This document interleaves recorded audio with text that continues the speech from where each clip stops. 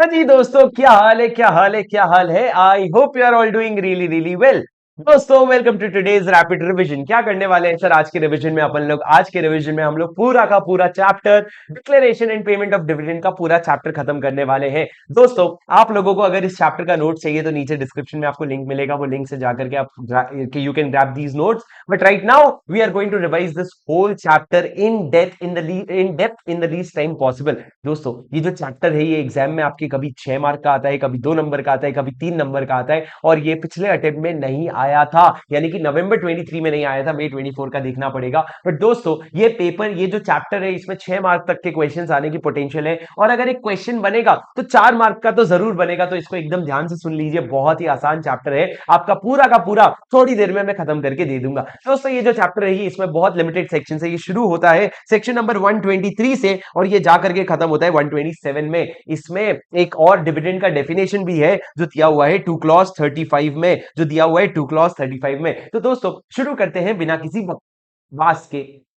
ऐसे मौत को टक से छुके वापस आ गया। सुना मेरी बात? सर क्या कहा मैंने? शुरू करते हैं बिना किसी बकवास के, मेरी बात ध्यान से सुनना। दोस्तों, डिविडेंड का डेफिनेशन क्या है? डिविडेंड का डेफिनेशन दिया हुआ है 2 क्लॉज 35 में, जो कहता है dividend includes interim dividend. Dividend में इंटरिम डिविडेंड भी आता है, मतलब डिविडेंड में फाइनल डिविडेंड तो आता ही आता है, इंटरिम डिविडेंड भी आता है। इसका मतलब एक और है कि आगे चल के कहीं पे भी हमने डिविडेंड नाम लिख करके कोई प्रोविजन बनाया है ना, तो बाई डिफॉल्ट वो इंटरिम डिविडेंड को भी अप्लाई हो जाएगा। उसके बाद दोस्तों, डिविडेंड का मतलब होता है डिस्ट्रीब्यूशन ऑफ प्रॉफिट। और डिविडेंड को डिक्लेयर कौन करता है और रेकमेंड कौन करता है? याद रखना, जब हम फाइनल डिविडेंड की बात करें, दो अलग अलग डिविडेंड होते हैं, एक फाइनल डिविडेंड, एक इंटरिम डिविडेंड। जब हम फाइनल डिविडेंड की बात करें तो उसको रेकमेंड बोर्ड ऑफ डायरेक्टर करता है और डिक्लेयर शेयर होल्डर्स करते हैं। रेकमेंड बोर्ड ऑफ डायरेक्टर करता है, डिक्लेयर शेयर होल्डर करते हैं। मैंने 2 बार बोला फिर भी तुमने नहीं सुना, इधर सुनो क्या बोला मैंने। रेकमेंड बोर्ड ऑफ डायरेक्टर करता है और डिक्लेयर शेयर होल्डर करता है। और अगर इंटरिम डिविडेंड की बात करो तो इंटरिम डिविडेंड को रेकमेंड और डिक्लेयर दोनों ही बोर्ड ऑफ डायरेक्टर कर देता है, शेयर होल्डर का उसमें कोई भी से नहीं होता है।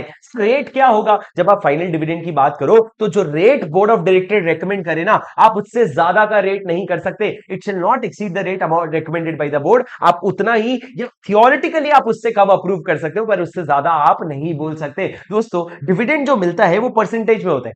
परसेंटेज किस चीज का परसेंटेज होता है? फेस वैल्यू का, कि आपके इशू प्राइस का, मार्केट प्राइस का, किसका वैल्यू होता है? हमेशा फेस वैल्यू का, नॉमिनल वैल्यू का जो है परसेंटेज होता है। दोस्तों, आप नीचे इलस्ट्रेशन देख सकते हैं और दोनों से आपको समझ आ जाएगा। अब दोस्तों ध्यान से सुनना, फाइनल डिविडेंड और इंटरिम डिविडेंड में क्या डिफरेंस होता है। अगर ये एग्जाम में आएगा तो 3 नंबर का क्वेश्चन आएगा ये, कि फाइनल डिविडेंड और इंटरिम डिविडेंड में फर्क क्या होता है। फर्क है, फर्क है, फर्क है। फर्क लिखना पड़ेगा सर आपको। सबसे पहला अनाउंसमेंट, आपको पता है कि फाइनल डिविडेंड कब डिक्लेयर होता है? एजीएम में डिक्लेयर होता है, जहां बोर्ड ऑफ डायरेक्टर रेकमेंड करते हैं और शेयर होल्डर डिक्लेयर करते हैं।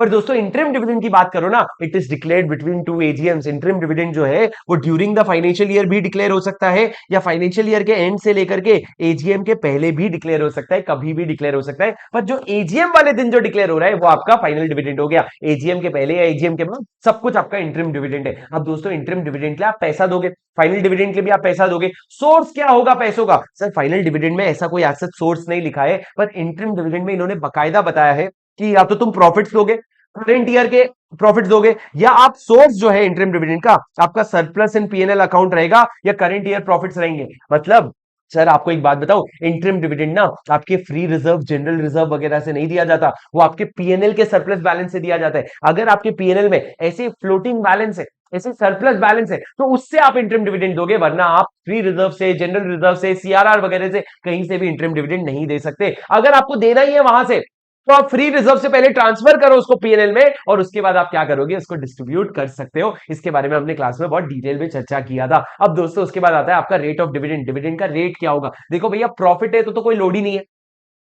अरे ओ, लोड स्पेस ही नहीं है,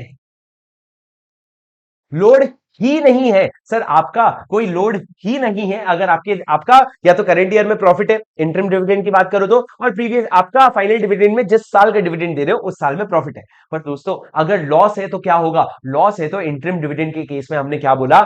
average of last 3 financial year, पिछले 3 साल के फाइनेंशियल ईयर से ज्यादा के एवरेज डिविडेंड से ज्यादा डिविडेंड नहीं होना चाहिए। और यहां पे अगर फाइनल डिविडेंड के केस में लॉस है तो हम एक रूल 3 पढ़ेंगे, उससे आपको क्लियर हो जाएगा। रूल 3 के 3 कंडीशंस है। दोस्तों डिविडेंड बताओ मेरे को, एक बार डिक्लेयर कर दिया तो रिवोक हो सकता है क्या? देखो दोस्तों, फाइनल डिविडेंड तो एक बार डिक्लेयर हो गया ना तो रिवोक नहीं हो सकता, पर इंटरिम डिविडेंड जो है ना, it can be revoked with the consent of all the directors, it can all the share holders, it can be revoked with the consent of all the share holders. क्या आपको मेरी बात समझ में आई राजा? जी हाँ सर, डिविडेंड एक बार declare करे तो जनरली रिवोक नहीं होता, but the word used here is declared. Sir share holder, आपका बोर्ड ऑफ डायरेक्टर रेकमेंड करता है, शेयर होल्डर डिक्लेयर करता है। सर यहाँ पे क्या लिखा है? डिक्लेयर। डिक्लेयर कौन करता है? Share holder. Board of director अगर रेकमेंड किया और शेयर होल्डर के डिक्लेयर करने के पहले रिवोक कर दिया तो वो वैलिड है, चल जाएगा। पर एक बार शेयर होल्डर डिक्लेयर कर देना उसके बाद आप इसको रिवोक नहीं कर सकते। क्या तुमको मेरी बात समझ में आ रही है राजा? हाँ सर। क्या हो गया, ये आपका डिफरेंसेस हो गया। उसके बाद मैंने कहा कि डिविडेंड जो है वो 5 दिन के अंदर आपका सेपरेट बैंक अकाउंट में चला जाना चाहिए। ये यहाँ पे लिखा हुआ नहीं होना चाहिए, आगे सेक्शन 123 में लिखा हुआ है। अब दोस्तों डिविडेंड की बात समझो ना, cumulative preference share, non cumulative preference share और इक्विटी शेयर में फर्क क्या होता है? इक्विटी शेयर में अगर प्रॉफिट है तो डिविडेंड दे देंगे, नहीं तो भाड़ में जा। प्रॉफिट है तो डिविडेंड दे देंगे, नहीं तो भाड़ में जा। कोई आपको बाद में मिलेगा वाला हिसाब नहीं होता है। और अगर आप प्रेफरेंस शेयर की बात करो तो प्रेफरेंस शेयर में दो तरह के प्रेफरेंस शेयर होते हैं, क्यूमुलेटिव एक नॉन क्यूमुलेटिव। अगर आप कहते हो क्यूमुलेटिव प्रेफरेंस शेयर मतलब आपका डिविडेंड जो है एक्यूमुलेट होगा, मतलब 5 साल का प्रेफरेंस है और प्रेफरेंस शेयर में डिविडेंड कितना है, मान लो लिखा था 10% डिविडेंड है, तो भैया 10% का डिविडेंड आपको हर साल का मिलेगा। अगर इस साल नहीं दे पाया तो अगले साल आपको इस साल का भी दूंगा और अगले साल का भी दूंगा। मतलब मान लो फर्स्ट ईयर में डिविडेंड नहीं दे पाया तो सेकंड ईयर में आपको फर्स्ट ईयर का भी और सेकंड ईयर का भी दोनों साल का डिविडेंड दूंगा। ये क्या है सर? आपका क्यूमुलेटिव प्रेफरेंस शेयर का कॉन्सेप्ट है। लेकिन नॉन क्यूमुलेटिव में क्या होता है, इस साल अगर दे पाए तो ठीक है, नहीं तो वो एक्सपायर हो जाएगा, लैप्स हो जाएगा, एग्जॉस्ट हो जाएगा, वो लैप्स हो जाएगा, आपका आपका कैरी फॉरवर्ड नहीं होगा। सर ये आप समझते हो क्यूमुलेटिव और नॉन क्यूमुलेटिव प्रेफरेंस शेयर। अब दोस्तों हमारा क्वेश्चन शुरू होता है। आप लोगों के नोट्स में देखो, अगर आपके एक्सट्रीम लेटेस्ट एडिशन होंगे तो आपके पास ये क्वेश्चंस मार्क्ड होंगे, वरना आप स्क्रीन में से लिख सकते हो कि ये क्वेश्चन इस सेक्शन से रिलेटेड है। पर दोस्तों क्या है, मेरी बात ध्यान से सुनना, जो आप डिविडेंड डिक्लेयर करते हो, जब आप तो डिविडेंड डिक्लेयर कहां से करते हो, तो आप अभी बात करने वाले हो फाइनल डिविडेंड की। Dividend shall be declared and paid out for a financial year. जब इन्होंने फॉर अ फाइनेंशियल ईयर लिख दिया मतलब ये फाइनल डिविडेंड है। कहां से पे करोगे? सबसे पहला इन्होंने बोला profits of that financial year arrived after providing depreciation. मतलब सर प्रॉफिट तो डेप्रिसिएशन के बाद ही लोगे ना। कौन सा वाला? इनकम टैक्स वाला? नहीं सर, हम शेड्यूल 2 की बात कर रहे हैं, हमारे कंपनीज एक्ट के हिसाब से डेप्रिसिएशन लेंगे। दूसरा आपका जो कंपनीज एक्ट के हिसाब से मतलब जो आप अकाउंट्स में डेप्रिसिएशन निकालते हो ना, वो वाला डेप्रिसिएशन माइनस करके ही प्रॉफिट निकालना, इसको हम कहते हैं करंट ईयर का प्रॉफिट। उसके बाद हो गया undistributed profit of any previous year arrived at after providing depreciation. Sir इन्होंने कहा अनडिस्ट्रीब्यूटेड प्रॉफिट मतलब आपका जैसे कि जनरल रिजर्व, फ्री रिजर्व, वो भी इसमें आ जाएगा। इसमें आपका पीएनएल का क्रेडिट बैलेंस भी आ जाएगा और फ्री रिजर्व भी आ जाएगा। इन्होंने सरप्लस बैलेंस इन पीएनएल नहीं लिखा, इन्होंने लिखा undistributed profits of previous year. और तीसरा बोथ ए एंड बी, बस थोड़ा सा इस साल का प्रॉफिट ले लिया और बचा हुआ पुराने प्रॉफिट्स ले लिए, वो भी आप कर सकते हो। और चौथा money paid by CGSG for payment of dividend in pursuance of an guarantee. Sir कभी कभी क्या होता है, मेरी बात ध्यान से सुनना राजा, कभी कभी ना गवर्नमेंट आपको बोलता है कि अरे ए लिमिटेड, तू ना ये फलाना बिजनेस कर, तू ना ये कॉटन इंडस्ट्री का बिजनेस कर, मैं तेरे साथ हूं, इस पे बिजनेस पे पैसा इन्वेस्ट करो, कल को रिटर्न नहीं मिलेगा ना तुमको, कोई बात नहीं, मैं तुमको गारंटी दे रहा है कि मैं तुमको पैसा दूंगा, पैसों का तुम डिविडेंड बांट देना। तो सर अगर गवर्नमेंट ने आपको ऐसी गारंटी दी थी कि ये बिजनेस करो और वो बिजनेस करने के बाद आपको मान लो प्रॉफिट नहीं हुआ, तो आपको गवर्नमेंट पैसा देगा और उस गवर्नमेंट के पैसे से आप डिविडेंड बांट सकते हो। तो यहां पे यही लिखा है मनी प्रोवाइडेड बाय सीजी और SG for payment of dividend in pursuance of a guarantee given by the government. Government ने गारंटी दिया था, उसकी वजह से पैसा आया, उस पैसों को आप डिविडेंड के लिए यूज कर सकते हो। ये चार आपके सोर्स हो गए डिविडेंड के। क्या सोर्सेस है? पहला करंट ईयर का प्रॉफिट, दूसरा undistributed profit of prior year, तीसरा बोथ ए एंड बी, और चौथा money provided by the central government, state government. क्या तुमको मेरी आवाज आ रही है राजा? हाँ जी, are you with me? Yes और नो? Yes sir. ये क्या हो गया? ये आप लोगों का प्रॉफिट हो गया। याद रखना प्रॉफिट हमेशा डेप्रिसिएशन के बाद का होगा। दोस्तों जब भी आप प्रॉफिट का कैलकुलेशन कर रहे हो ना, ध्यान रखना कि फालतू के रीवैल्यूएशन रिजर्व्स और नोशनल गेन्स को ध्यान मत देना। सो कैलकुलेटिंग प्रॉफिट के बाद exclude unrealised gain, notional gain और revaluation of assets. Unrealised gain मतलब जो आपका पैसा अभी तक रियलाइज नहीं हुआ है, नोशनल मतलब हवे में बातें कर रहे हो, और रीवैल्यूएशन मतलब हवे में बातें कर रहे हो वापस, ये सब इग्नोर कर देना। और दूसरा any change in carrying amount of an asset और liability on measurement at fair value. मतलब क्या सर? आप जब इन डेज, आपके इंटर में तो इन डेज नहीं है, जब आप फाइनल में इन डेज करते हो तो आपको पता चलता है कि आप ना फेयर वैल्यूएशन पे लाते हो, हर असेट को फेयर वैल्यू पे लाते हो, उसकी कैरिंग अमाउंट मतलब बुक वैल्यू को चेंज करते हो। वैल्यू से फेयर वैल्यू को लेके जाते हो, ये भी एक तरह का रीवैल्यूएशन भी है, रीवैल्यूएशन ही है सर। रीवैल्यूएशन से जो भी प्रॉफिट आता है ना, लॉ कहता है उसको इग्नोर कर दे राजा, ये सब हवा में बातें हैं। तुम मेरे को प्रैक्टिकली बताओ, आज मेरे पास एक असेट है, असेट अगर मेरे पास 10 लाख रुपए का है, मैंने बोला मार्केट में कितने में बिकेगा, मैंने बोला 50 लाख में तो बिक ही जाएगा। मैंने बोला वाह, 10 लाख का एसेट 50 लाख में बिक जाएगा, 40 लाख रुपए, अरे बधाई हो, ये लो डिविडेंड, गांव वाले सारे लोग डिविडेंड ले लो। अरे कैसे डिविडेंड ले लो, पहले रियलाइज तो कर ले, ये तो हवा में बातें कर रहा है ना, हवा में बातों से जो होता है उसको प्रॉफिट नहीं कहते, उसका डिविडेंड नहीं दिया जाएगा। अब दोस्तों एक बात ध्यान से सुन लेना मेरी बात दोस्तों, ट्रांसफर टू रिजर्व्स, मेरी बात ध्यान से समझना। सर मेरे को एक बात बताओ, जब भी मैं डिविडेंड अनाउंस करता हूं, जब भी एक कंपनी डिविडेंड अनाउंस करती है, क्या उसको कुछ पैसे रिजर्व्स में ट्रांसफर करने पड़ते हैं? The answer is no.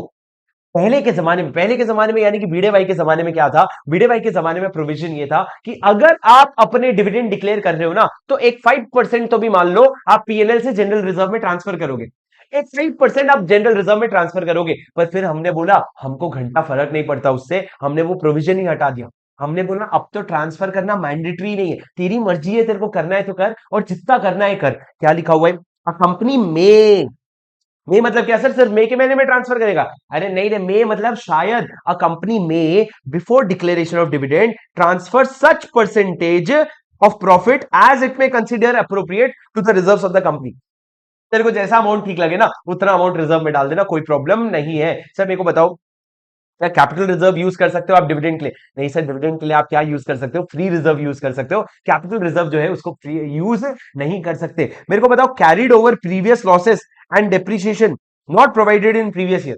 Sir मान लो अगर पुराने साल में कुछ आपका लॉस था या आपका कुछ डेप्रिसिएशन था, वो आपने पुराने साल के प्रॉफिट में से माइनस नहीं किया था, मेरे को बताओ करंट ईयर में आपका प्रॉफिट हो गया, तो क्या आप उसको एडजस्ट करोगे? हाँ सर आप एडजस्ट करोगे, आपके अभी तक के जितने भी डिप्रिसिएशन और जितने भी लॉसेस उसको माइनस करोगे, उसके बाद ही अपना करंट ईयर प्रॉफिट निकाल के आप डिप्रिसिएशन दोगे। क्या आपको मेरी बात समझ में आई? हाँ जी सर। उसके बाद मेरे को एक बात बताओ, बस सर डेप्रिसिएशन माइनस होगा क्या? जी हाँ होगा। कौन सा वाला डेप्रिसिएशन? इनकम टैक्स वाला नहीं, आपके शेड्यूल 2 वाला डेप्रिसिएशन माइनस होगा। अब दोस्तों ये जो था, ये सोर्स ऑफ डिविडेंड था किसके लिए? इंटरिम के लिए। अब मेरे को बताओ, सॉरी फाइनल के लिए, अभी जो हमने पढ़ा वो फाइनल डिविडेंड के लिए था। अब मेरे को बताओ इंटरिम डिविडेंड का सोर्स क्या होगा? दोस्तों अगर एक board of director interim dividend declare करना चाहती है, उसको रेकमेंड करके डिक्लेयर नहीं करना पड़ेगा, वो खुद ही डिक्लेयर कर सकती है। उसको किसके पास नहीं जाना पड़ेगा? शेयर होल्डर के पास। किसके पास? शेयर होल्डर के पास नहीं जाना पड़ेगा। किसके पास? शेयर होल्डर के पास। दोस्तों अगर आप इंटरिम डिविडेंड डिक्लेयर करना चाहो तो कर सकते हो, लेकिन पैसा किधर से लाओगे? सबसे पहले तो बताओ डिक्लेयर करोगे। इन्होंने कहा इंटरिम डिविडेंड कभी भी साल के दौरान या साल के बाद, लेकिन एजीएम के पहले कभी भी डिक्लेयर होता है। It is declare during any financial year और any time from closure of financial year till holding of the AGM. अब दोस्तों इंटरिम डिविडेंड पैसा कहां से आता है? दोस्तों तीन जगह से पैसा आता है, या तो आपका पीएनएल अकाउंट में सरप्लस है, पुराने कोई पीएनएल अकाउंट में सरप्लस पड़ा हुआ है, या दूसरा आपका करंट ईयर में प्रॉफिट है, या फिर करंट क्वार्टर में प्रॉफिट है। करंट ईयर में प्रॉफिट है या करंट क्वार्टर में प्रॉफिट है। दोस्तों अगर आप इस साल के, ये पूरा साल खत्म हो गया और ये पूरे साल के बाद इंटरिम डिविडेंड डिक्लेयर कर रहे हो, तो हम कह रहे हैं ये करंट ईयर में प्रॉफिट होना चाहिए। और तुम्हारा ये साल चल रहा है और साल के बीच में ही तुम डिविडेंड डिक्लेयर कर रहे हो, तो उस केस में हमने क्या कहा? उस केस में हमने कहा क्वार्टरली प्रॉफिट होना चाहिए, तब जाके तुम डिक्लेयर कर सकते हो। तो तुम कब डिक्लेयर कर सकते हो? करंट फाइनेंशियल ईयर के प्रॉफिट से, करंट क्वार्टर के प्रॉफिट से, या पुराने किसी सरप्लस इन पीएनएल से आप डिक्लेयर कर सकते हो। क्या आपको मेरी बात समझ में आई? सर ये सोर्स हो गया। सबसे पहले मैंने बोला व्हेन, इंटरिम डिविडेंड के मैंने बोला व्हेन, फिर मैंने बोला सोर्स क्या हो गया, और तीसरा मैंने बोला रेट। रेट क्या होगा? सर रेट तुम्हारी जो मर्जी वो कर लेना, लेकिन दोस्तों अगर तुम्हारा करंट ईयर में लॉस हुआ है और तुम पुराने सरप्लस में हाथ मारने जा रहे हो, अगर तुम्हारा करंट ईयर में लॉस हुआ है, करंट क्वार्टर में लॉस हुआ है, तो in that case if the company has incurred losses in the current financial year up to the quarter immediately preceding the date of declaration of dividend, अभी जब dividend दे रहे हो उसके इमीडिएटली पहले जो क्वार्टर गया ना उस तक लॉस हुआ है, then such interim dividend shall not be declared at a rate exceeding average dividend declared by the company during immediately preceding 3 financial year. पिछले 3 फाइनेंशियल ईयर के रेट से ज्यादा नहीं होगा,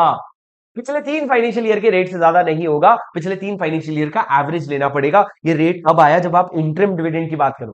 लेकिन दोस्तों उसके बाद आप आ जाओ rule 3 declaration of dividend out of reserves में। मेरी बात ध्यान से सुनना, सर एग्जाम में आएगा तो इसी पे क्वेश्चन आएगा और किसी से नहीं आएगा, इसी पे क्वेश्चन आएगा। चैट में थोड़ा सा पार्टिसिपेट करो, क्वेश्चन इसी पे आएगा। सर मैंने क्या कहा? मैंने ये कहा कि in the event of inadequacy और एब्सेंस ऑफ प्रॉफिट, दोस्तों अगर आपका प्रॉफिट या तो नहीं है यानी कि लॉस है, या इनएडिक्वेट प्रॉफिट है। इनएडिक्वेट मतलब आज मैंने इस साल 150 रुपए का प्रॉफिट कमाया, अरे 150 रुपए का प्रॉफिट प्रॉफिट होता है क्या? नहीं सर, ये रूल 3 में 3 conditions, there are 3 conditions in rule 3 जो कहता है अगर लॉस है या इनएडिक्वेट प्रॉफिट है तो आप क्या करोगे, 3 कंडीशन सेटिस्फाई करोगे। सबसे पहला दोस्तों मेरी बात ध्यान से सुनना, मैं यहाँ पे लिख के समझा देता हूं। सबसे पहला ध्यान रखना रेट का, आपका रेट ऑफ डिविडेंड जो है ना वो पिछले 3 फाइनेंशियल ईयर के एवरेज से ज्यादा नहीं होना चाहिए। ऐसे ही आपने इंटरम डिविडेंड में भी पढ़ा था, पर यहां पे एक ऐसा पॉइंट लिखा है सर जो इंटरम डिविडेंड में नहीं लिखा हुआ था। यहां पे लिखा हुआ था, यहां पे लिखा हुआ है कि पिछले 3 साल जिसमें आप एवरेज निकाल रहे हो उसमें से किसी में भी अगर डिविडेंड डिक्लेयर नहीं था ना, तो आप इस सब रूल को इग्नोर कर देना। दिस सब रूल विल नॉट अप्लाई अगर पिछले 3 साल में एवरेज डिविडेंड जो है वो आपका नहीं था। क्या कहा मैंने? अगर पिछले 3 साल में डिविडेंड ही नहीं था तो आप उसको क्या कर दोगे, इग्नोर कर दोगे। क्या आपको मेरी बात समझ में आई राजा? अरे डिड यू अंडरस्टैंड और डिड यू नॉट अंडरस्टैंड? हाँ कि नहीं बोलो, बोलो यस और नो।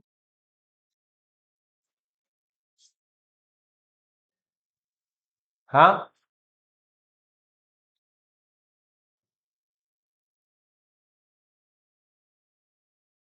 सुनो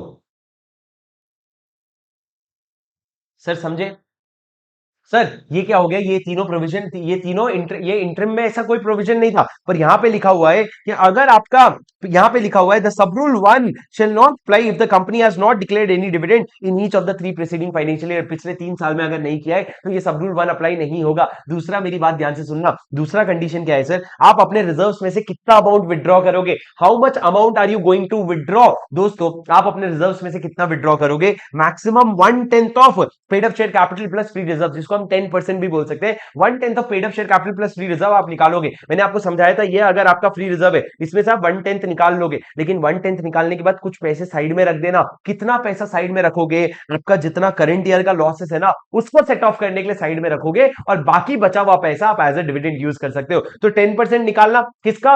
paid up share capital plus free reserve का। ये फ्री रिजर्व है, आप देखना paid up share capital plus free reserve कितना है, उसका 10% आप यहां से निकालना।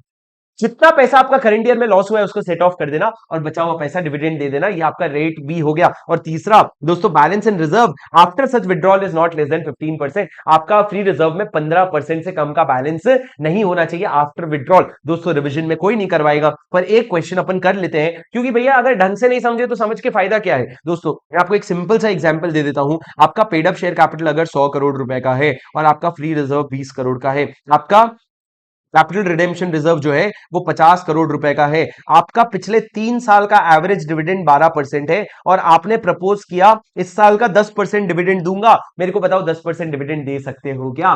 पिछले 3 साल का एवरेज 12 है। मैं आपको बताता हूं तीनों रूल कैसे चेक करते हैं। रूल नंबर 1 कि एवरेज डिविडेंड से ज्यादा नहीं होना चाहिए। एवरेज डिविडेंड कितना है? 12% का, तो 12% से ज्यादा नहीं होना चाहिए। आप कितना बोल रहे हो? 10%, तो 10% आप दे सकते हो। दूसरा कंडीशन, आप अपने फ्री रिजर्व में से कितना पैसा निकालोगे? सर फ्री रिजर्व ये है, ये फ्री रिजर्व नहीं है। CRR is not a free reserve. ये जो 50 करोड़ है, this 50 crore is not a free reserve. तो दोस्तों आप अपने फ्री रिजर्व से कितना पैसा निकालोगे? सर आप निकालोगे 10% of paid up share capital plus free reserve. ये दोनों का टोटल कितना है? 120 करोड़। 120 करोड़ का 10% कितना होता है?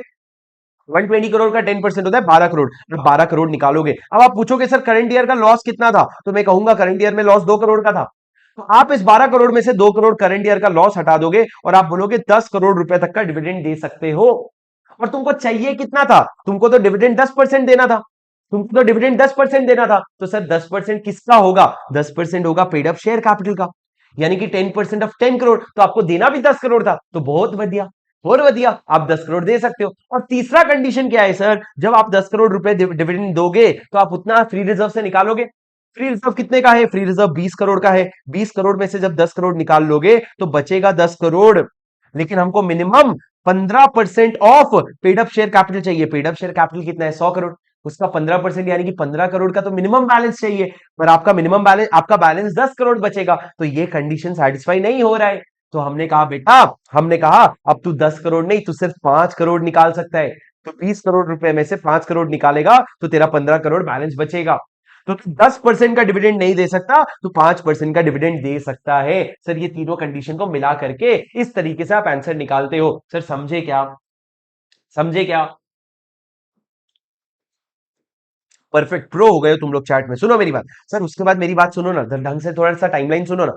दोस्तों इसके बाद मैं आपको एक झटके में पूरा टाइमलाइन बता देता हूं, मेरी बात ध्यान से सुनना। जब आप डिविडेंड डिक्लेयर करते हो तो डिविडेंड डिक्लेयर करने के 5 दिन के अंदर आपको सेपरेट बैंक अकाउंट में जमा करना पड़ता है और डिक्लेयर करने के ही 30 दिन के अंदर आपको क्या करना पड़ता है, डिविडेंड पे करना पड़ता है, या जो वारंट है आपके डिविडेंड का उसको पोस्ट करना पड़ता है। दोनों में से कुछ भी कर दो भाई, या तो डिविडेंड पे कर दो या वारंट पोस्ट कर दो। अब दोस्तों अगर 30 दिन में नहीं कर पाए तो 7 दिन के अंदर एक अनपेड डिविडेंड अकाउंट बनाओ और वो पैसा पूरा अनपेड डिविडेंड अकाउंट में डाल दो।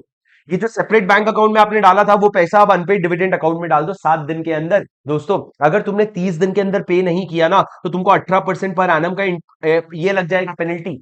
और दोस्तों 7 दिन के अंदर अगर तुमने अनपेड डिविडेंड अकाउंट में नहीं डाला तो तुमको 12% पर एनम के हिसाब से इंटरेस्ट लगना शुरू हो जाएगा। ये दोनों अलग अलग पेनल्टी है। दोस्तों जैसे ही तुमने अनपेड डिविडेंड अकाउंट में ट्रांसफर कर दिया उसके बाद तुमको दो चीजें और करनी है। 90 दिन के अंदर एक स्टेटमेंट बनाओ कि किसके पैसे थे, कौन पैसा है, किसका नेम क्या है, लास्ट नोट एड्रेस क्या है और डिविडेंड अमाउंट क्या है। और ये जो स्टेटमेंट बनाया ना इसको अपने वेबसाइट पे डाल दो। कितने दिन के अंदर? 90 दिन। जैसे ही ट्रांसफर किया उसके 90 दिन के अंदर। और सर जैसे ही ट्रांसफर किया ना उस दिन से लेके 7 साल तक ये पैसा उसी अकाउंट में रखना। जो भी पैसा क्लेम करने आए उसको दे देना, पर उसके बाद भी अगर कोई पैसा बच गया तो वो पैसा जाके आईपीएफ में जमा करवा देना।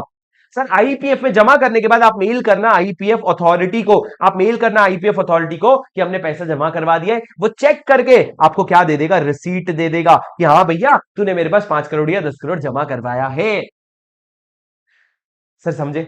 Did you understand? Did you understand sir? ये पूरा टाइमलाइन है। अब मेरे को बताओ सर छोटी छोटी चीजें, डिविडेंड जो है वो डिपॉजिट करोगे शेड्यूल्ड बैंक के साथ, शेड्यूल्ड बैंक के साथ 5 दिन के अंदर फ्रॉम डिक्लेरेशन, डिक्लेरेशन के 5 दिन के अंदर। अब सर मैं बताऊं डिविडेंड दिया किसको जाता है? अगर मैं एक कंपनी हूं तो मैं सिर्फ 3 लोगों को डिविडेंड दे सकता हूं, या तो अपने रजिस्टर्ड शेयर होल्डर को, जो भी मेरा रजिस्टर्ड शेयर होल्डर है, या उसके ऑर्डर को, उसने अगर किसी का नाम लेके बोला इसको दे दो, और तीसरा टू हिज बैंकर, जो भी उसका बैंकर है उसको दे सकता हूं। And shall not be payable accept in cash. Sir shall not be payable accept in cash मतलब क्या? वो बोल रहे कैश में देना। सर क्या मैं बैंक में दे सकता हूं? अरे हाउ बाबू भैया, बैंक में, चेक में, एनईएफटी, एमपीएस, यूपीआई, जीपे, भीम सब कर सकते हो। कैश का मतलब ये नहीं कि रोकड़ा देना, कैश मतलब कैश में देना, ब्रैकेट में not in kind, not in kind. Reliance ने बोला भाई मैं तेरे को ना, रिलायंस में मुकेश अंबानी ने बोला डिविडेंड के नाम पे मैं तेरे को आशीर्वाद भेज रहा हूं अपना। तुम बोलोगे अपने पास भर ले अपना आशीर्वाद, मेरे को मेरे कैश दे दे भाई, मेरे को मेरा पैसा दे दे। वो बोलेगा मैं तुमको रिलायंस जियो में फ्री इंटरनेट दे रहा हूं, घंटा कैश। तुम डिविडेंड जो है अपने कंपनी का प्रोडक्ट, अपने कंपनी के सब्सक्रिप्शन ये सब दे करके डिविडेंड नहीं दे सकते। उम्मीद है आपको समझ आई होगी ये बात। दोस्तों उसके बाद मैंने क्या बोला सुनो। Nothing in this section shall be deemed to prohibit the capitalization of profit or reserves of a company for the purpose of issuing bonus shares. Sir हम ना आपको डिविडेंड जो देने से मना, डिविडेंड के जो कंडीशंस लगा रहे हैं उससे बोनस शेयर्स में कोई भी इंपैक्ट नहीं आएगा। आप बोनस शेयर्स एकदम दे सकते हो, बिल्कुल भी टेंशन मत लो दोस्तों। और कुछ भी नहीं है इसमें, मेरी बात ध्यान से सुनना। सर ये इंपॉर्टेंट है, जिसपे क्वेश्चन आता है, अगर एक कंपनी सेक्शन 73 और 74 का डिफॉल्ट कर रखी है, मतलब क्या? अगर उसने डिपॉजिट का रीपेमेंट नहीं किया है या डिपॉजिट कॉन्ट्रावेंशन में लिया है, ये 74 में ट्रांजिशन प्रोविजन का कंप्लायंस नहीं किया, तो वो डिविडेंड नहीं दे सकती so long as the failure continues. मतलब जब तक ये कांड चल रहा है तब तक तुम डिविडेंड नहीं बांट सकते। जैसे ही कांड सुधार दोगे उसके बाद डिविडेंड बांट सकते हो। उसके बाद दोस्तों सेक्शन 8 कंपनी डिविडेंड दे सकती है क्या? अरे सेक्शन 8 कंपनी का एक ही काम है भाई, डिविडेंड मत देना। तुम्हारा ऑब्जेक्ट अच्छा होना चाहिए, जो तुम्हारे प्रॉफिट्स है वो तुम्हारे ऑब्जेक्ट्स के लिए यूज हो रहे हैं, और तुम डिविडेंड डिक्लेयर नहीं कर रहे हो तो भैया तुम डिविडेंड डिक्लेयर नहीं कर सकते, इट इज स्ट्रिक्टली प्रोहिबिटेड। अब सर जब भी डिविडेंड डिक्लेयर होता है कौन से दिन में डिक्लेयर होता है? वो एक रिकॉर्ड डेट पे डिक्लेयर होता है। रिकॉर्ड डेट मतलब क्या? वो दिन निकालेंगे जिस दिन हम सारे शेयर होल्डर का लिस्ट निकालेंगे और जो भी शेयर होल्डर होंगे उनको हम डिविडेंड दे देंगे। सर वो क्या हो गया रिकॉर्ड डेट? क्या तुमको मेरी बात समझ में आई? हाँ जी सर। अब बात करते हैं अनपेड डिविडेंड अकाउंट के बारे में। दोस्तों जैसे ही आपने डिविडेंड डिक्लेयर किया उसके 30 दिन के अंदर पे हो जाना चाहिए। अगर वो 30 दिन के अंदर पे नहीं हुआ है या सामने वाले ने क्लेम नहीं किया, आपने पे नहीं किया या आपने पे किया पर सामने वाला ले नहीं रहा था, ले नहीं रहा था मतलब बैंक अकाउंट गलत था या कोई भी कारण था, अगर पैसा नहीं गया है ना अभी तक, तो वो with the company shall within 7 days from the expiry of 30 days transfer the total unpaid amount to an unpaid dividend account. क्या अकाउंट हो गया? Unpaid dividend account, UPDA unpaid dividend account में चला जाएगा। सर जैसे ही आप unpaid dividend account में डालोगे उसके 90 दिन के अंदर एक स्टेटमेंट बनाओगे, the name, last known address and unpaid dividend, और उसको अपने वेबसाइट में डालोगे या कोई भी और वेबसाइट में डालोगे जहां पे डालना है। कोई भी और वेबसाइट मतलब जैसे सेबी का वेबसाइट हो गया, एनएससी बीएससी का वेबसाइट हो गया, अलग अलग वेबसाइट में डालोगे वो स्टेटमेंट बना करके। और दोस्तों अगर आपने डिफॉल्ट किया ना ट्रांसफर करने में तो 12% का इंटरेस्ट देना पड़ेगा। अब दोस्तों कल एक बच्चे ने सवाल पूछा था, एस से नाम था शायद, सर मेरे को एक बात बताओ, ये जो इंटरेस्ट मिल रहा है 18% का और यहाँ पे 12% का, ये किसको मिलेगा? The interest accruing on such amount ये जो इंटरेस्ट है ना, this amount shall insure to the benefit of the members in proportion of the amount remaining unpaid to them. Sir आपको मिलेगा ये इंटरेस्ट। अगर मान लो आपका 100 रुपए पेंडिंग है तो 100 रुपए में 12% इंटरेस्ट आपको मिलेगा। The interest will be distributed in proportion of amount pending amount unpaid. तो ये इंटरेस्ट आपके हाथ में आएगा, मतलब कंपनी को 12% का इंटरेस्ट देना पड़ेगा तुमको, ना तो वो बैंक के पास जाएगा और ना ही वो आईपीएफ में जाएगा, वो तुमको मिलेगा। पैसे तुम्हारे, इंटरेस्ट भी तुम्हारा, पैसा तुम्हारा, इंटरेस्ट भी तुम्हारा, सिंपल सी बात है। अब दोस्तों उसके बाद अगर कोई भी क्लेमेंट है, किसी को भी अपने शेयर्स चाहिए, तो वो अनपेड अमाउंट के लिए क्या कर सकता है, वो कंपनी के लिए अप्लाई कर सकता है। Shall apply to the company, keyword क्या है, अप्लाई टू द कंपनी, कि भैया मेरे पैसे दे दे। अब दोस्तों उसके बाद क्या हुआ, मान लो अगर 7 साल तक भी किसी ने पैसे नहीं लिए, तो 7 साल के बाद आप उसको ट्रांसफर कर दोगे सूद समेत, मतलब इंटरेस्ट के साथ आप उसको आईपीएफ में ट्रांसफर कर दोगे। सर आईपीएफ में ट्रांसफर करते ही आपने मान लो 5 करोड़ ट्रांसफर किया, अब वो 5 करोड़ किसके हैं, क्या नाम है, क्या अमाउंट है, उसका एक स्टेटमेंट बनाओगे और आईपीएफ अथॉरिटी को भेजोगे। और जैसे ही आप भेजोगे, आईपीएफ अथॉरिटी आपको रिसीट दे देगा कि हाँ भैया मेरे को तेरे 5 करोड़ रुपए मिल गए और तेरा स्टेटमेंट भी मिल गया है, तो आप आईपीएफ में जमा कर दोगे। अब दोस्तों ध्यान से मेरी बात सुनना, आईपीएफ में सिर्फ और सिर्फ पैसे नहीं ट्रांसफर होते। अगर कोई ऐसा शेयर है जिसपे पिछले 7 कॉन्जिक्यूटिव ईयर्स में जब जब भी हमने डिविडेंड दिया, वो सारे डिविडेंड अनक्लेम्ड है, सारे डिविडेंड अनक्लेम्ड है, सामने वाला ले ही नहीं रहा है, तो उसके शेयर्स भी, डिविडेंड का अमाउंट तो जाएगा ही जाएगा, शेयर्स भी आईपीएफ में ट्रांसफर हो जाएगा। तुमने सुना ही नहीं मैंने क्या बोला, मैंने बोला शेयर्स चले जाएंगे। मतलब अगर राम के नाम पे शेयर्स थे, तो वो राम के नाम के जो शेयर्स है वो आईपीएफ के नाम पे हो जाएंगे 7 साल तक, अगर आपने डिविडेंड क्लेम नहीं किया। 7 कॉन्जिक्यूटिव ईयर, कौन सी ईयर, consecutive year। मेरी बात ध्यान से सुनना दोस्तों। All shares in respect of which dividend has not been paid or claimed for more than equal to 7 consecutive year shall be transferred in the name of the IPF along with a statement detail दे करके तुम transfer कर देना। Author note में मैंने यही लिखा है कि यहाँ पे डिविडेंड के अमाउंट की बात नहीं हो रही है, शेयर्स की बात हो रही है। अब दोस्तों उसके बाद यहाँ पे नेक्स्ट पनिशमेंट फॉर कॉन्ट्रावेंशन है कि अगर तुमने कॉन्ट्रावेंशन कर दिया, तुमने सेक्शन 124 का कंप्लायंस नहीं किया, तो मेरी बात ध्यान से सुनना, कंपनी को पेनल्टी लगेगा 1 लाख रुपए और दिन का 500 रुपया, और मैक्सिमम लगेगा 10 लाख रुपया। और जो ऑफिसर इन डिफॉल्ट है 25,000, दिन का 100 रुपया और मैक्सिमम 2 लाख रुपए, बस इतनी सी पेनल्टी लग जाएगी अगर तुमने 124 का कोई भी कंप्लायंस नहीं किया तो। जो इंटरेस्ट लगना है वो तो लगेगा ही 12% वाला, पर उसके अलावा ये पेनल्टी भी लग जाएगी। सर आप समझे क्या। अब दोस्तों उसके बाद इन्वेस्टर एजुकेशन प्रोटेक्शन फंड आता है, बहुत इजी है, 3 से 4 बातें बस इसमें की जाती है। सबसे पहले मेरे को ये बताओ, इन्वेस्टर एजुकेशन प्रोटेक्शन फंड का पैसा कहां कहां से आता है। सर मैं इसको 4 पार्ट में डिवाइड करके आपको बताऊंगा। सबसे पहला पैसा आता है इनको ग्रांट्स का और डोनेशन का। ग्रांट्स कौन देता है सर, ग्रांट्स इनको गवर्नमेंट देता है। डोनेशन कौन देता है, गवर्नमेंट भी दे सकती है, कोई और कंपनी भी दे सकती है। ग्रांट मतलब क्या, तुमने अपने बजट में पूरा प्लान बनाया और आईपीएफ को एक पैसा एलोकेट किया। डोनेशन मतलब क्या, बस तुमने रैंडमली डोनेट कर दिया, ये दोनों पैसा आईपीएफ के पास आ जाएगा। दूसरा दोस्तों ये मेन वाला है कि आपके जो अनपेड डिविडेंड अकाउंट का पैसा है, आपका जो डिबेंचर का पैसा है, जो डिबेंचर मेच्योर हो गए, जो आपके डिपॉजिट्स मेच्योर हो गए, जो आपके प्रेफरेंस शेयर्स रिडीम हो गए, और अगर रिडीम होने के बाद भी 7 साल तक इसको कोई क्लेम नहीं कर रहे हैं, आपका एप्लीकेशन मनी हो गया, इसको अगर 7 साल तक कोई क्लेम नहीं कर रहा है ना, तो हमने कहा 7 साल तक क्लेम नहीं करने पे ये पैसा आईपीएफ में ट्रांसफर हो जाएगा। उसके बाद दोस्तों मैंने आपको कहा कि आपके पुराने जो आईपीएफ था 1956 में, कंपनीज एक्ट 1956 में, तो जो था, जो आपका 1956 में जनरल रेवेन्यू अकाउंट था, वो सारे पैसे भी कहां पे आ जाएंगे, आईपीएफ में आ जाएगा। वो सारे पैसे भी कहां पे आ जाएंगे, आईपीएफ में आ जाएगा। और दोस्तों मेरी बात और तो और सुनो, इधर सुनो, ये तीनों हो गए राजा, ओ राजा, ये तीनों हो गए। सर ये तीनों हो जाने के बाद मेरी बात ध्यान से सुनना, चौथी बात ये है कि अगर आपको 3 स्पेशल बातें हैं सर। सबसे पहला, अगर आपने फ्रैक्शनल शेयर्स बेचे हैं, फ्रैक्शनल शेयर्स को सेल करके, फ्रैक्शनल शेयर्स क्यों आए, बोनस के केस में, मर्जर के केस में, उसको सेल करके जो पैसा आया, वो पैसा आप आईपीएफ में ट्रांसफर कर दोगे अगर सामने वाला 7 साल तक क्लेम नहीं कर रहा। दूसरा दोस्तों आपका सेक्शन 99 है, जो आप सिग्निफिकेंट बेनिफिशियल ओनर की बात करता है, वहां पे सेक्शन 99 में जो शेयर्स जाते हैं वो भी शेयर्स आईपीएफ को ट्रांसफर हो जाते हैं। ये हम सेक्शन 99 के साथ मैं आपका रिलेट करवा के दे दूंगा, वहां पे भी शेयर्स जो है आपके आईपीएफ में ट्रांसफर हो जाते हैं। और दोस्तों आपका सेक्शन 38(4) में जो डिस्गॉर्जमेंट की बात करता है, जो डिस्गॉर्जमेंट की बात करता है, डिस्गॉर्जमेंट यानी कि जब्त कर लेना, वो सारे पैसे आपके कहां पे ट्रांसफर हो जाते हैं, आईपीएफ में आ जाते हैं। भर भर के पैसे ही पैसे होंगे। अब दोस्तों एक बार इतने सारे पैसे आ जाते हैं ना, अब आप क्या करते हो, ये पैसों को यूटिलाइज करते हो। यूटिलाइज कैसे करते हो सर, सबसे पहले तो याद रखना कि भैया यूटिलाइज करते हैं हम रिफंड के लिए। मेन सबसे बड़ा सोर्स ऑफ एक्सपेंस क्या होता है, जो किसी ने डिविडेंड क्लेम कर लिया, डिबेंचर क्लेम कर लिया, डिपॉजिट क्लेम कर लिया, प्रेफरेंस शेयर क्लेम कर लिया, तो हमको वो पैसे क्या करने पड़ते हैं, रिफंड। दूसरा सर, हमारा जो एजुकेशन और प्रोटेक्शन का जो इंटेंशन था, जो जिसके लिए हम इन्वेस्ट करना चाहते थे, उसके लिए हम इन्वेस्ट करेंगे। तीसरा, जो हमारा डिस्गॉर्स्ड अमाउंट है ना, वो हम क्या करेंगे, उसको क्या करेंगे, उसको हम डिस्ट्रीब्यूट कर देंगे।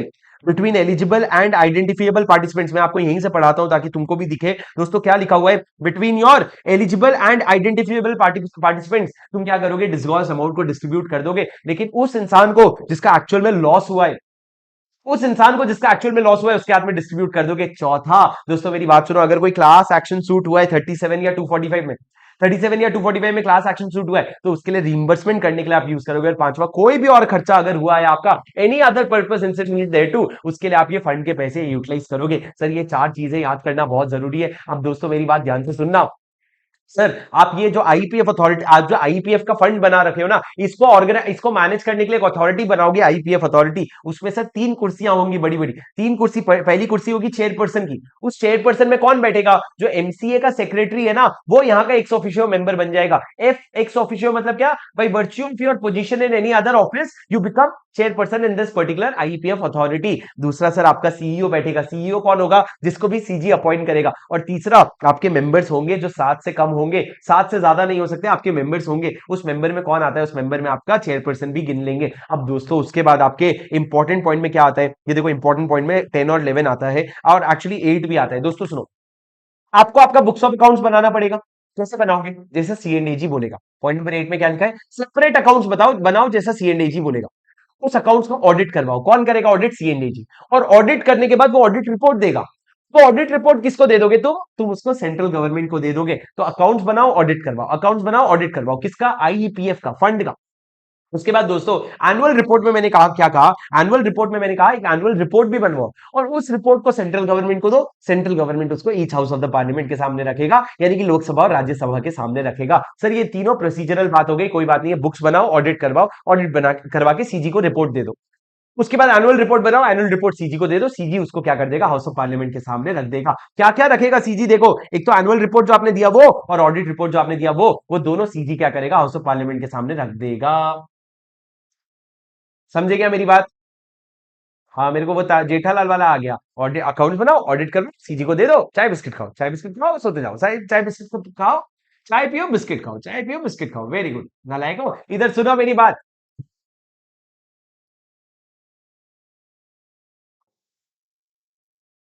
बस सर 2-3 मिनट और, खत्म, चैप्टर बहुत छोटा सा है।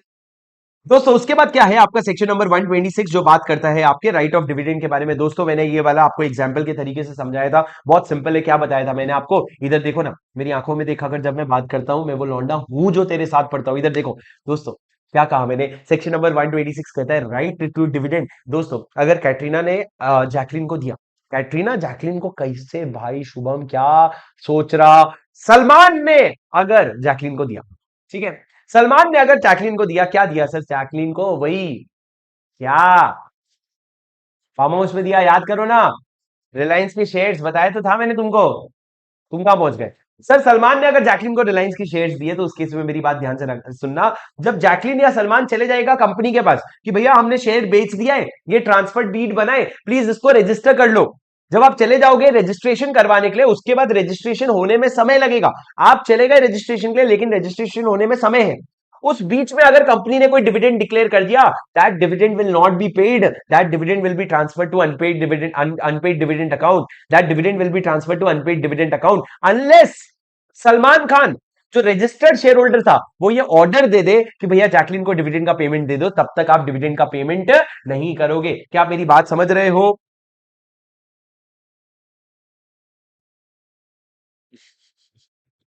सैयद कहते हैं नया भारत है ये, नया भारत से कुछ नहीं होता भाई। सुनो, अगर सलमान है, सलमान ने क्या किया, जैकलीन को अगर अपने दिए शेयर्स, रिलायंस के शेयर्स दिए। अब दोस्तों जब ये चले गए शेयर्स को रजिस्ट्रेशन करवाने के लिए, इन्होंने बोला देखो हम दोनों के बीच में एक डीड बन चुका है, इस डीड के थ्रू मेरे शेयर्स ट्रांसफर हो रहे हैं जैकलीन को, आप प्लीज इसको अपने रजिस्टर में नोट कर लो, आप इसको प्लीज रजिस्टर कर लो।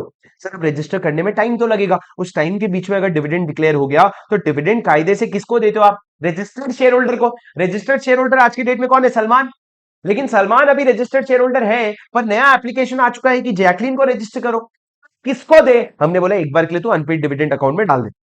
दोस्तों उसके बाद आप अनपेड डिविडेंड अकाउंट में डाल दो, रजिस्ट्रेशन हो जाएगा, उसके बाद जैकलीन को दे देना। अगर सलमान ने ऑर्डर दे दिया राइटिंग में कंपनी को राइटिंग में ऑर्डर दे दिया कि तू बिंदास जाके जैकलीन को पेमेंट कर दे, जो ट्रांसफर ही है उसको पेमेंट कर दे, तो भैया रिलायंस जो है ना फिर जैकलीन को डिविडेंड दे देगा, कोई प्रॉब्लम नहीं है। तो आपका डिविडेंड का ये ट्रीटमेंट होगा। सर उसी बीच में अगर आपने बोनस शेयर इशू कर दिया या राइट शेयर इशू कर दिया तो उसका क्या होगा? अबे एंस में चला जाएगा। किस में चला जाएगा? अबे एंस में चला जाएगा। किस में चला जाएगा? अबे एंस में चला जाएगा। दोस्तों अगर आप देखोगे तो एनी राइट शेयर्स और bonus shares will be kept in abeyance, और जो बचा हुआ आपका डिविडेंड है will be transfer to unpaid dividend account, unless आपका जो ट्रांसफरर है, जो रजिस्टर्ड होल्डर है, he authorises the company in writing to pay the dividend to transferee हमारे एग्जांपल में कौन हो गया? जैकलीन हो गई। अरे तुमको मेरी बात समझ में आई कि आप, हाँ सर, लास्ट आपका 127 क्या कहते हैं? डिविडेंड। अगर डिविडेंड देना था तो 30 दिन के अंदर दे देना। अगर जब डिक्लेयर किया उसके 30 दिन के अंदर पे नहीं किया, या डिविडेंड वारंट पोस्ट नहीं किया, पोस्ट तुम्हारा सर काम था पोस्ट करना, सामने वाले तक सर्व हो जाए वो तुम्हारा काम नहीं था, 30 दिन के अंदर पोस्ट करना था। अगर दोनों भी नहीं किया ना तो आपको पेनल्टी लगेगा। पनिशमेंट क्या होगा सर? सुनना, कंपनी को पनिशमेंट लगेगा 18% पर एनम का इंटरेस्ट, 18% पर एनम का इंटरेस्ट लगेगा। पर अगर आप बात करोगे एवरी अदर डायरेक्टर की, जिसको पता था 30 दिन के अंदर डिविडेंड पे नहीं हुआ है, वो जेल जाएगा 2 साल तक के लिए, जेल जाएगा। इंपॉर्टेंट पेनल्टी है भाई, इंपॉर्टेंट है, वेरी वेरी इंपॉर्टेंट, जेल जाएगा 2 साल के लिए। एंड और नहीं लिखा एंड, आपको 1000 रुपए तक का फाइन लगेगा पर डे। जो डिफॉल्ट जब तक कंटिन्यू होता है तब तक आपको 1000 रुपए पर डे का फाइन लगेगा। क्या आपको मेरी बात समझ में आई? हाँ सर। लेकिन 5 केसेस हैं जहां पे आपको ये फाइन नहीं लगेगा, जिसको मैं प्यार से बुलाता हूं लाडो L law. Sir operation of law की वजह से कंपनी डिविडेंड नहीं दे सकी। ऑपरेशन ऑफ लॉ मतलब क्या? अगर कोर्ट ने केस ठोक करके बोल दिया रुक जा भाई, तो इसको डिविडेंड का पेमेंट मत करना, जैसे हर्षद मेहता के केस में हुआ था, हर्षद मेहता को डिविडेंड देने से रोक दिया गया था, तो वो ऑपरेशन ऑफ लॉ से नहीं दे पा रहे हो, आपको पेनल्टी नहीं लगेगा। दूसरा ए अगर एडजस्ट, आपने लॉफुली एडजस्ट कर दिया उस अमाउंट को, लॉफुली एडजस्ट कर दिया from any amount receivable from the share holder, मेरे को डिविडेंड देना था, आपसे पैसा लेना था, ले फिटूस, भैया उसमें भी क्या नहीं लगेगा आपको टैक्स, उसमें भी आपको पेनल्टी नहीं लगेगा। तीसरा डी, आपका डी, समझना मेरी बात, सामना शेयर होल्डर ने डायरेक्शन दिया है, उस डायरेक्शन को आपने कंप्लाई करने की कोशिश करी, कंप्लाई करने पे भी आप कंप्लाई नहीं कर सके, तो आपने कम्युनिकेट किया। तीसरा कंडीशन, कम्युनिकेशन होना बहुत जरूरी है। आपने कम्युनिकेट किया ना तो जाके आपका क्या हो जाएगा, आप बच जाओगे, आपको पेनल्टी नहीं लगेगी। तो टी डी का क्या है? डायरेक्शन मिला, कंप्लाई किया, नहीं कर पाए तो कम्युनिकेट किया, 3 कंडीशन मीट होने चाहिए। उसके बाद चौथा डी क्या है? Dispute, if there is a dispute regarding ownership और there is a dispute regarding the right to receive dividend. तुमको पता है ना, इंडिया में 2 बच्चे, फॉरेन में 2 बच्चे, थाईलैंड में, बड़ा कौन, छोटा कौन, सौतेला कौन, सग्गा कौन, ये लड़ाई चल रही थी, वो डिस्प्यूट में डिविडेंड नहीं दे पाए, तो कंपनी की कोई गलती नहीं है। और for any other reason which is not due to the default on the part of the company, company की गलती नहीं है, तो हमने कहा भैया तेरे को पेनल्टी नहीं भरनी पड़ेगी। सर ये 5 पॉइंट्स हो गए आपके ABCDE। क्या आपको मेरी बात समझ में आई? सर उसके बाद एक छोटा सा इन्होंने मॉडिफिकेशन डाल रखा है निधि कंपनी के लिए। ऑफ कोर्स निधि कंपनी के लिए मॉडिफिकेशन इनको देना ही पड़ेगा। एक छोटा सा मॉडिफिकेशन डाल रखा है कि निधि कंपनी भी अपने शेयर होल्डर्स को डिविडेंड देती है। निधि कंपनी जब अपने शेयर होल्डर्स को डिविडेंड देती है, और अगर वो जो डिविडेंड दे रही है, 2 तरह के शेयर होल्डर होंगे, एक तो जिनका बड़ा बड़ा डिविडेंड है, और एक छोटा जिनका 100 रुपए से कम का डिविडेंड है, जिसका 100 रुपए से कम का डिविडेंड है। अब दोस्तों अगर 100 रुपए से कम का डिविडेंड है, it shall be sufficient compliance if declaration is announced in local language in 1 local newspaper. आपने एक बार डिविडेंड के बारे में न्यूज़पेपर में डाल दिया, और आपने ये अनाउंसमेंट अपने नोटिस बोर्ड में 3 महीने के लिए लगा दिया। अगर आपने अनाउंसमेंट न्यूज़पेपर में डाल दिया और एक बार आपने नोटिस बोर्ड में लगा दिया 3 महीने के लिए, तो उस केस में आपका सफिशिएंट कंप्लायंस हो गया है माना जाएगा। मतलब क्या सर? मतलब अगर आप नहीं भी दे पाते हो ना पेनल्टी डिविडेंड, किसी कारण से किसी का डिविडेंड था 50 रुपए का, आप उसको नहीं दे पाए ना 30 दिन के अंदर, तो भी आपको 127 का पेनल्टी नहीं लगेगा। हमने बोला इन केसेस में सामने वाला आके ले जाएगा डिविडेंड जब लेना होगा, ये 100 रुपए से कम वाले डिविडेंड के लिए हम आप पे पेनल्टी नहीं लगाएंगे। अगर आपने न्यूज़पेपर में एक बार डाल दिया और अपने नोटिस बोर्ड में 3 महीने तक लिखा है कि डिविडेंड दे रहे हैं हम, जिनको आके लेना है लेके चले जाओ। ठीक है दोस्तों, ये पूरा का पूरा अभी आप देख सकते हो लास्ट में डिपॉजिट का टाइमलाइन है। And with that it's a complete wrap of your chapter dividend. इसके साथ हमारा डिविडेंड का पूरा रिवीजन हो जाता है। बहुत छोटा सा चैप्टर है इसका। आप लोगों के जो क्लास के स्टूडेंट्स है, क्लास के स्टूडेंट्स को रिवीजन ऑडियो भी है। रिवीजन ऑडियो में मैंने 12 से 15 मिनट में पूरा चैप्टर रिवाइज करके दे दिया है, तो आपको इससे बहुत हेल्पफुल हो जाएगा। It is a very important and a very scoring chapter. पर दोस्तों कुछ मेहनत करोगे तो इसको एग्जाम में लिख पाओगे। अगर आप इसको, इसके क्वेश्चन बैंक के क्वेश्चंस नहीं लिखोगे खुद से, अगर आप इसके क्वेश्चन बैंक के सारे क्वेश्चन सॉल्व नहीं करोगे, तो देखा देखा क्वेश्चन भी आएगा ना राजा, एग्जाम में नहीं लिख पाओगे, और फालतू का हाथ से 6 या 7 नंबर आपका हाथ से चला जाएगा, विच is not worth it, right? So make sure that you put a little more effort to finish the question bank and make some effort to write some answers. Only then you are good to go for the exam. ठीक है? चलो guys, I will see you in the next revision. Until then take care. Video पसंद आए तो video को like जरूर कर देना, अपने दोस्तों तक पहुंचा देना एंड कमेंट पे जरूर बता देना, because you know your appreciation is my motivation. चलो guys, that's it for today. I will see you in the next video, next revision video. Until then, this is your CA buddy Shubham single signing off.